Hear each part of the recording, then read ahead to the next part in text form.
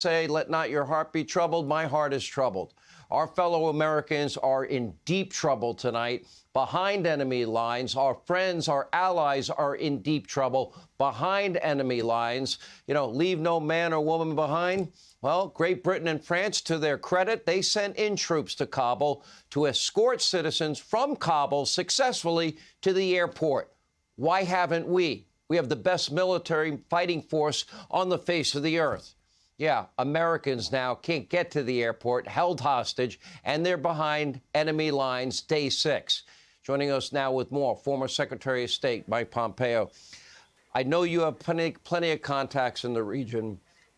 Without asking specific questions, which I will get to, I want you to give your best assessment of the situation on the ground and what potential options you might see to get our fellow Americans and allies out safely. Well, Sean, you pretty much cataloged the chaos and the tragedy of these past 6 days. We now have Americans trapped behind enemy lines. Today, what President Biden said, frankly, made it worse. I didn't hear a single thing from him today that would have given comfort to those families. There's still no plan to get these Americans back. I didn't hear a single thing that would give comfort to the very allies you spoke about. I've heard from people in the region.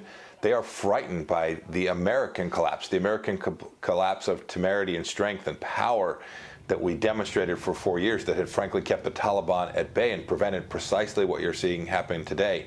And I didn't hear a single thing that would frighten a single Taliban who thinks there's any risk that this administration will pose any cost on them for their activities, for what they're doing to Americans today and holding them hostage, not permitting them to get into the airport in Kabul so that we can get them home to their families. This is a debacle of significant proportions. We haven't seen anything like this in the United States in an awfully long time.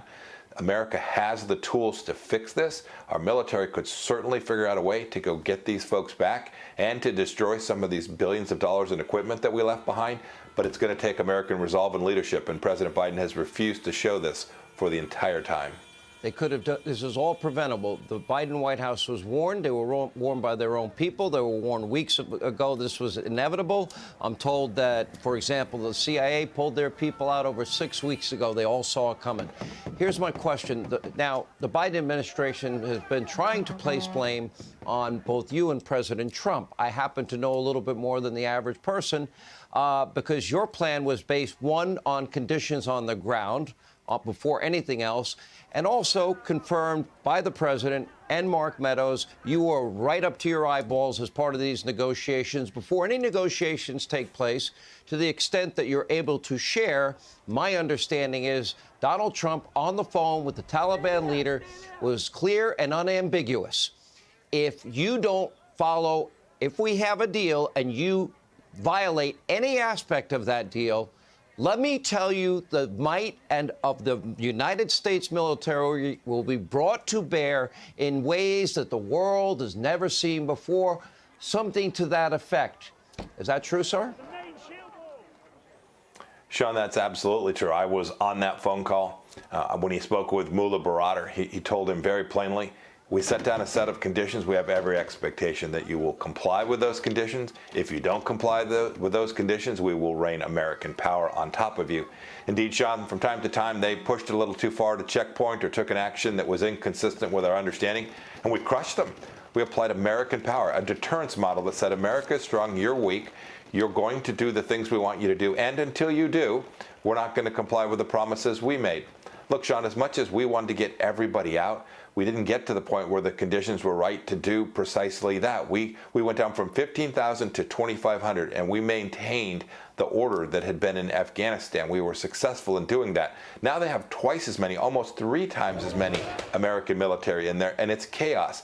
This is because of failed leadership. This is because the Taliban think that they face no risk from this president of the United States. That threat was so real that for over a year, not a single American was killed in Afghanistan. And the Taliban understood what the consequences would be. My question is, we watched 10% of the country get taken over by the Taliban, 20%, 30%, 40%. 5 weeks ago, the State Department said that Kabul will be overthrown. Where's the sense of urgency at that moment to immediately identify every American, where they are, and extract every American, the logistics to get it done as expeditiously as possible? Why did that not happen, Mr. Secretary? Sean, it's pretty incomprehensible to me. I can't explain the absence of planning. At first they said they planned, and then they said they couldn't have planned for it. I can't explain where when they saw this, they didn't do the right thing for the American people. I can assure you that President Trump and I would have done that. Every time the Taliban pushed, we pushed right back. We had a deterrence model in place. When the Taliban pushed here, 10%, 20%, we withdrew. We withdrew the support that was needed to make sure that we could get these Americans out from behind what was to become enemy lines, to make sure that we could support our allies, the promises that we had made to them. All of these things, the things that the whole world is seeing now, American leadership crumble in the face of this Taliban might.